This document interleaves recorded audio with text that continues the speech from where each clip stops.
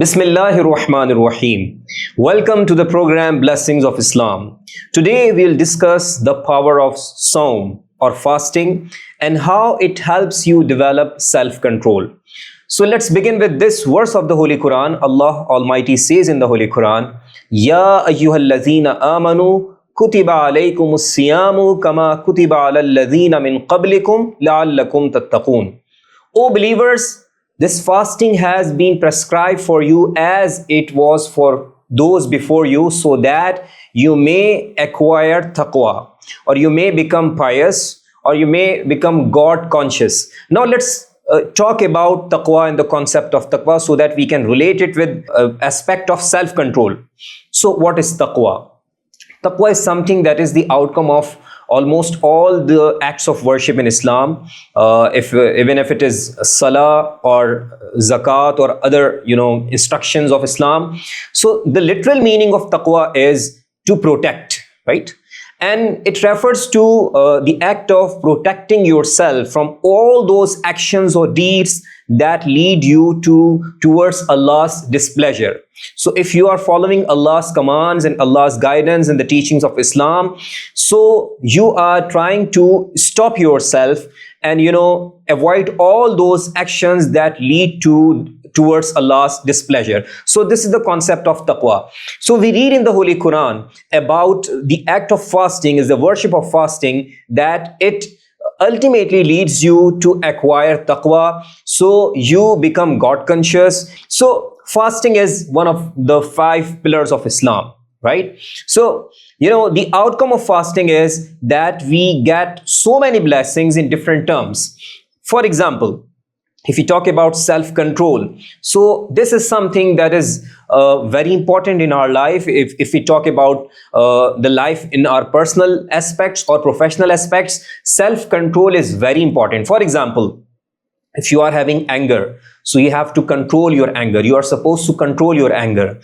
For example, if you have lost something, so you have to control control your emotions so that you do not lose hope. Similarly, if you are sick, so you are supposed to have a self-control so that you can avoid the things that are not good for you to eat, and you have to take medicine. So this also requires a sort of self-control.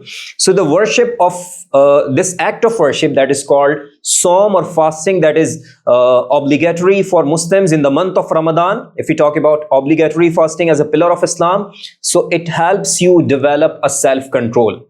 Now let's try to understand it further. In the state of fasting, what you do, you avoid food and drink. Why? Because you are fasting, and you do this from the start of dawn till sunset. Why you are doing all this thing? Because you want to please Allah Almighty. You want to get close to Allah Almighty, and this is the requirement of Saum and fasting.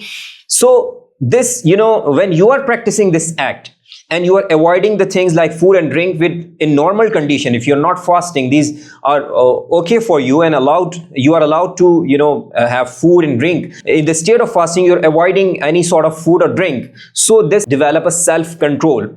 So there will be an impact of fasting on your personal life, on your social life and all other aspects of life. You will be accustomed to, you will become habitual of avoiding the things that are harmful for you, right?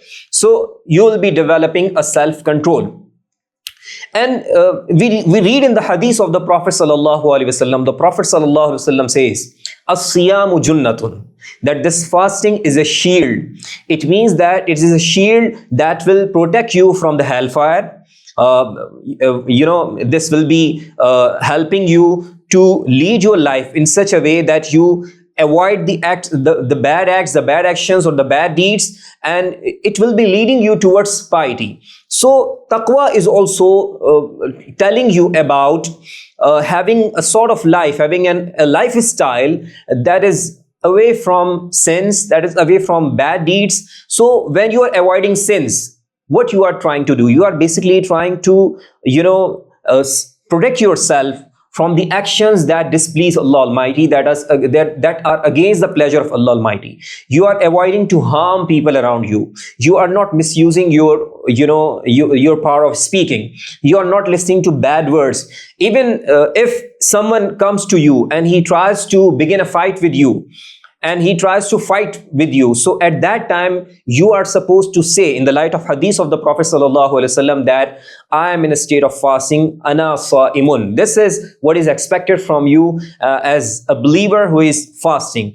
So here we can understand that this act of worship, this fasting, this changes your life. This has a very positive impact on your personality, and this self-control, when once it is developed, then it helps you in different aspects of your life. Inshallah, we'll talk about further benefits of fasting and explore the power of Psalm in our next episodes, inshallah.